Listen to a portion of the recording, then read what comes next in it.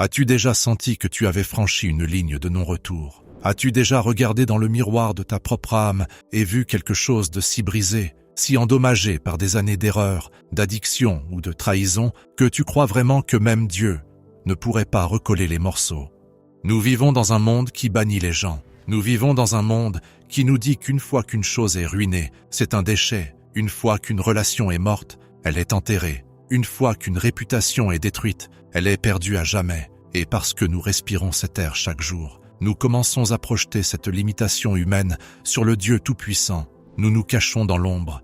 Nous arrêtons de prier parce que nous nous sentons hypocrites.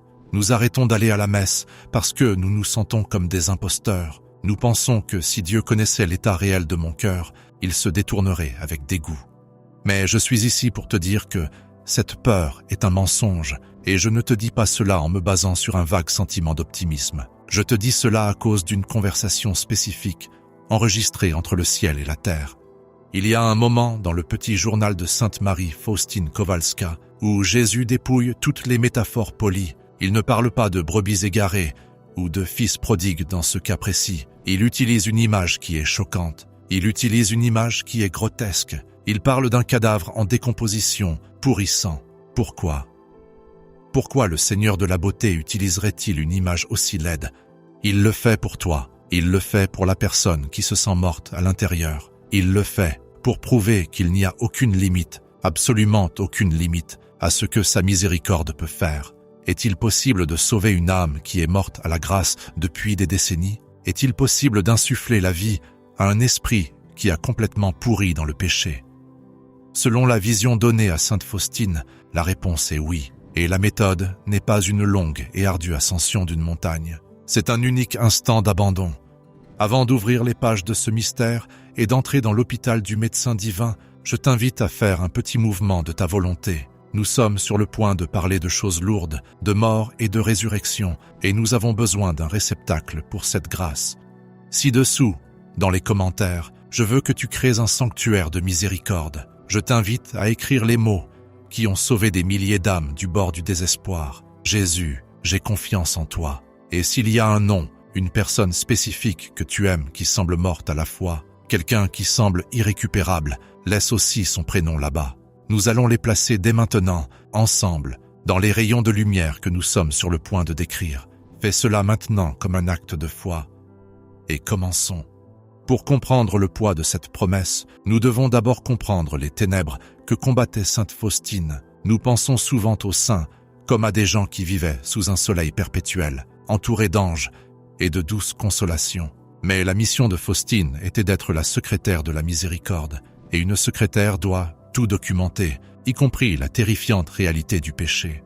Faustine a vu l'état du monde, elle a vu des âmes tomber comme des flocons de neige dans l'abîme, elle a ressenti dans son propre corps le poids écrasant des péchés de l'humanité. Elle connaissait le sentiment d'abandon. Il y avait des moments où les cieux semblaient être d'airain, où ses prières semblaient rebondir sur le plafond, où elle se sentait totalement seule et misérable. C'est dans ce contexte, le contexte d'une profonde brisure humaine, que Jésus lui parle du cadavre en décomposition.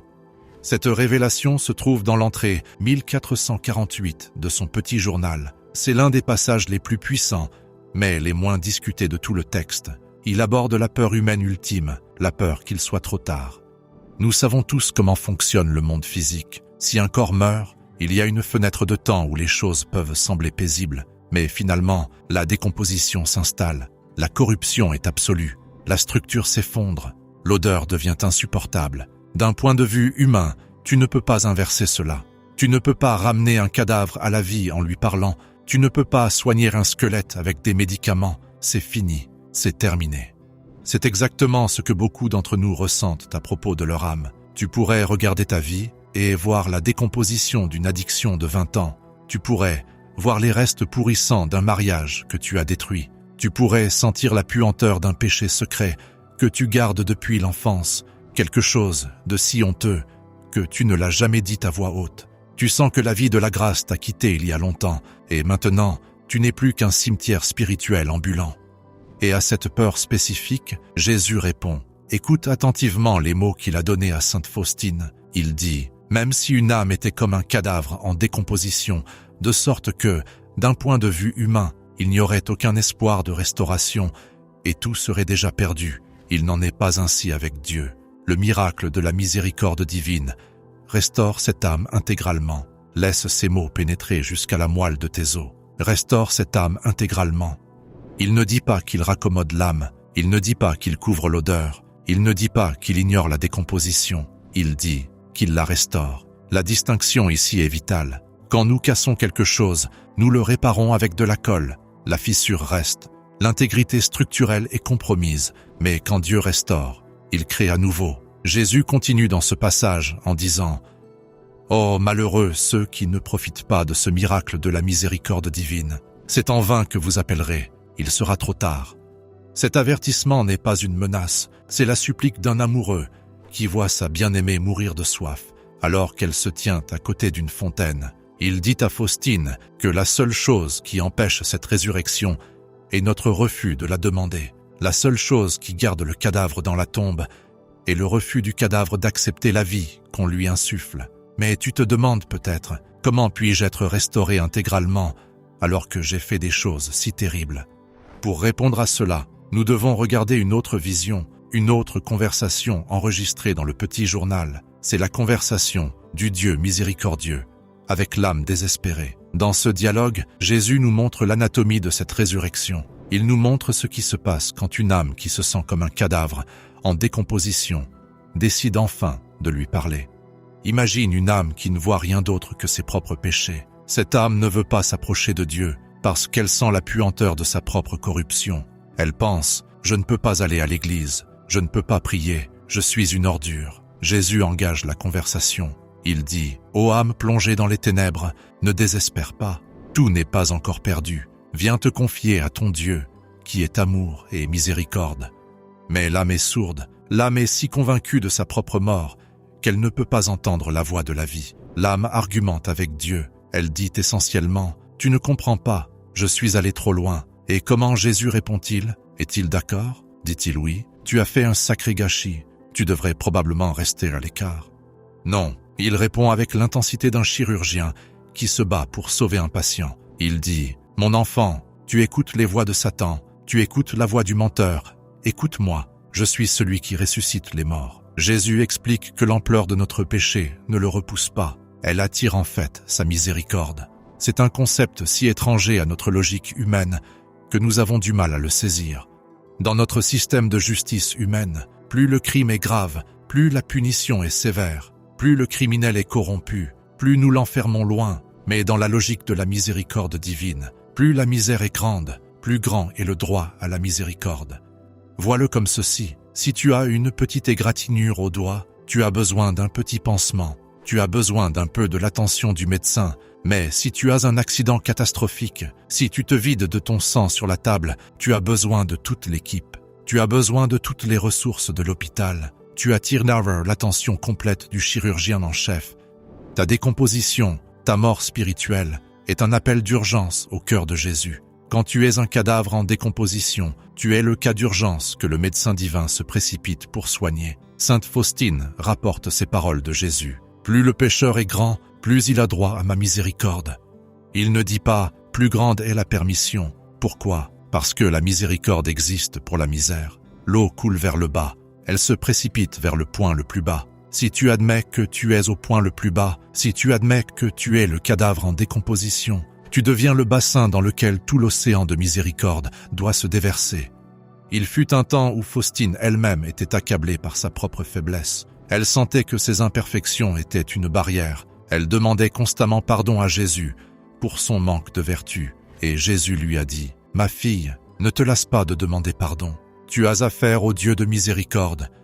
Et ta misère n'épuisera pas ma miséricorde. Je n'ai pas limité le nombre de pardons. » Il lui a ensuite donné une image que nous devrions tous porter dans nos cœurs. Il a comparé nos péchés à un brin de paille ou à un grain de sable, et sa miséricorde à un feu ardent. Imagine un immense brasier, un feu aussi grand que le soleil. Maintenant, imagine prendre une seule brindille sèche. Cela représente tes péchés, ton cadavre en décomposition, toute ta vie d'erreur. Si tu jettes cette brindille dans le soleil, que se passe-t-il? Le soleil lutte-t-il pour la consumer? Le soleil s'étouffe-t-il avec? Le soleil dit-il « Oh, cette brindille est trop pourrie, je ne peux pas la brûler. Non, la brindille disparaît, elle est anéantie, elle cesse d'exister en un instant. C'est ce qui arrive au cadavre en décomposition de ton âme quand tu le jettes dans le feu de sa miséricorde. Elle n'est pas seulement nettoyée, le péché est anéanti, mais il y a une condition. Il y a toujours un mécanisme pour ce miracle. Nous devons comprendre comment jeter la brindille dans le feu. Jésus a dit à Faustine, « Il n'y a pas de bâtiment, pas de mur qui puisse me retenir dehors, sauf le mur de ta propre volonté. » Le miracle du cadavre en décomposition qui est restauré se produit généralement au tribunal de la miséricorde, le confessionnal. Je sais que pour beaucoup, le confessionnal est un lieu de terreur. Nous craignons le jugement, nous craignons que le prêtre soit choqué. Nous craignons que si nous prononçons les mots à voix haute, la réalité nous détruira.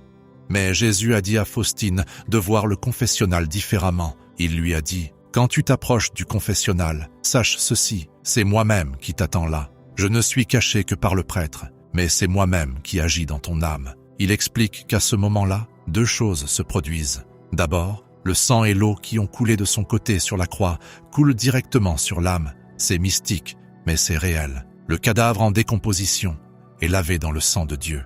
Deuxièmement, la résurrection se produit. Il dit, c'est ici que la misère de l'âme rencontre le Dieu de miséricorde. Il y a une histoire souvent racontée dans les traditions entourant la miséricorde divine, celle d'une âme qui était terrifiée à l'idée de se confesser. Cette âme avait commis des péchés qui étaient mortels dans tous les sens du terme, des actions qui apportent la mort spirituelle. Cette personne se sentait exactement comme le cadavre dans l'analogie. Elle pensait, « Je suis déjà mort, à quoi bon ?» Mais dans un moment de grâce désespérée, elle a simplement murmuré, « Jésus, si tu peux m'entendre, aide-moi. » Cette minuscule fissure dans la porte a suffi. Elle est allée se confesser et l'expérience n'a pas été celle de la honte. C'était l'expérience d'une lourde pierre roulée, loin d'un tombeau. Elle est entrée comme un cadavre et elle est ressortie comme un enfant vivant de Dieu. Jésus veut que tu saches qu'il ne se souvient pas des péchés une fois qu'ils sont placés dans ce feu. Il a dit à Faustine, « Quand une âme s'approche de moi avec confiance, je la comble d'une telle abondance de grâce qu'elle ne peut les contenir en elle-même, mais les rayonne sur les autres âmes. » Remarque la progression. Tu passes d'un cadavre pourrissant, provoquant une puanteur à un vase si plein de lumière que tu débordes sur les autres. Tu deviens une source de vie. C'est la restauration intégrale, a-t-il promis. Nous devons aussi aborder le pourquoi. Pourquoi nous accrochons-nous à notre décomposition? Pourquoi préférons-nous le tombeau? Sainte Faustine a observé que l'une des plus grandes ruses du diable est de nous convaincre que l'humilité signifie se cacher de Dieu. L'ennemi murmure, « Si tu étais vraiment humble, tu réaliserais à quel point tu es mauvais et tu resterais loin du Saint-Autel. Tu ne devrais pas présumer demander miséricorde. C'est une inversion démoniaque de la vérité. » Jésus a clarifié à Faustine que la véritable humilité était la vérité, et la vérité est double. Oui, je suis faible. Oui, je suis capable de choses terribles. Mais la plus grande vérité est que Dieu est bon. Regardez seulement le cadavre, et non la résurrection, et de l'orgueil. C'est croire que ton péché est plus puissant que la grâce de Dieu. C'est croire que tes ténèbres sont plus fortes que sa lumière. Ne flatte pas tes péchés en pensant qu'ils sont trop gros pour Dieu. C'est une forme de vanité. Tes péchés sont finis. Ils se sont produits dans le temps et l'espace. Ils ont des limites. La miséricorde de Dieu est infinie. Elle est hors du temps. Elle n'a ni fond, ni rivage. Dans une autre vision, Sainte Faustine a vu le jugement. Elle a vu la sainteté de Dieu. Et elle a été terrifiée. Elle a vu que même les anges se voilèrent la face devant lui. Et elle s'est demandé, comment quiconque peut-il tenir debout? Mais ensuite, elle a vu la miséricorde. Elle a vu que les rayons de la miséricorde, la lumière rouge et la lumière pâle, protégeaient le monde de la justice du Père. Elle a vu que Jésus retenait la main du châtiment, attendant que l'âme se tourne vers lui. Il lui a dit, « Je prolonge le temps de la miséricorde pour les pécheurs, mais malheur à eux, s'ils ne reconnaissent pas ce temps de ma visite. Ce temps de visite, c'est maintenant. C'est ce moment où tu écoutes cette voix. Si tu sens la décomposition de ton âme, si tu sens la froideur de la mort spirituelle, n'attends pas de te sentir mieux pour aller vers lui. Tu ne peux pas te guérir toi-même. Un cadavre ne peut pas s'opérer lui-même. Tu dois laisser le médecin entrer dans la morgue. » Jésus a donné à Faustine une prière spécifique pour cela. C'est le chapelet de la miséricorde divine, mais encore plus simple que cela. c'est l'acte de confiance. Il a dit, « Les grâces de ma miséricorde ne se puisent qu'à l'aide d'un seul vase, et c'est la confiance. Plus une âme a confiance, plus elle recevra. » Revenons encore une fois à l'analogie du cadavre. Imagine la scène de Lazare. Il était mort depuis 4 jours. L'Évangile nous dit qu'il y aura une puanteur. Les sœurs de Lazare étaient pragmatiques. Elles connaissaient la réalité de la mort. Elles ont dit à Jésus de ne pas ouvrir le tombeau, mais Jésus ne se souciait pas de la puanteur. Il ne se souciait pas de la décomposition. Il s'est tenu devant le trou noir de la tombe et a crié « Lazare, sors !» Et l'impossible s'est produit. Le mort enveloppé dans des bandelettes est sorti en traînant les pieds vers la lumière du soleil. Jésus fait exactement la même chose avec toi en ce moment. Il se tient devant le tombeau de ta dépression. Il se tient devant le tombeau de ton addiction. Il se tient devant le tombeau de ton regret. Il n'a pas peur de l'odeur. Il n'est pas dégoûté par les bandelettes de tes mauvaises habitudes. Il crie ton nom. Il ordonne à ton esprit « Sors !» Mais contrairement à Lazare, tu as le choix. Tu peux rester dans le noir, à étreindre ta propre décomposition en te convainquant que c'est là ta place, ou tu peux te lever, même en tremblant, et entrer dans la lumière. Sainte Faustine a écrit « Ô Jésus, sûrement tu ne te cacheras pas de moi, car tu es l'amour et la miséricorde même. La misère de mon âme ne t'effraiera pas. » Elle savait que sa nature l'oblige à sauver. Il ne peut se renier lui-même. S'il est miséricorde, il doit être miséricordieux. La seule chose qui l'arrête, c'est une porte verrouillée de l'intérieur. Déverrouillons cette porte. Il y a une belle promesse attachée à l'image de la miséricorde divine. Jésus a dit à Faustine, « Je donne aux hommes un vase avec lequel ils doivent venir puiser des grâces à la source de la miséricorde. » Ce vase, c'est cette image avec l'inscription « Jésus, j'ai confiance en toi. » Il a aussi dit, par cette image, « J'accorderai beaucoup de grâce aux âmes. » Elle doit rappeler les exigences de ma miséricorde, car même la foi la plus forte ne sert à rien sans les œuvres. Mais la première œuvre est l'œuvre d'accepter le salut. Si tu es assis là en pensant « J'ai blessé des gens, j'ai détruit des vies, je me suis moqué de Dieu. Sûrement, je suis l'exception. » Écoute la voix de la sainte. Elle écrit à propos d'une vision où elle a vu l'abîme de sa propre misère, mais immédiatement, elle a vu l'abîme de la miséricorde de Dieu et elle a réalisé que son abîme était comme une minuscule goutte d'eau tombant dans un océan rugissant. La goutte a disparu, elle est engloutie. As-tu une goutte de misère, ou peut-être un seau, ou peut-être tout un lac de misère? Cela n'a pas d'importance. Comparé à l'océan de la miséricorde divine, ce n'est rien. La tragédie, la seule vraie tragédie dans la vie humaine, est de mourir à portée du remède qui pourrait te sauver. Jésus a dit à Faustine, « Mon cœur déborde d'une grande miséricorde pour les âmes, et surtout pour les pauvres pécheurs. Oh, s'ils pouvaient comprendre que je suis pour eux le meilleur des pères, et que c'est pour eux que le sang et l'eau ont jailli de mon cœur, comme d'une source débordante de miséricorde. » Il te supplie de comprendre cela. Ce n'est pas un tyran qui attend de te prendre en faute. C'est un père qui attend pour te laver le visage. Que faisons-nous aujourd'hui? Comment appliquons-nous cette vision du cadavre en décomposition à nos vies réelles? Premièrement, arrête d'analyser ta décomposition. Arrête de gratter tes plaies.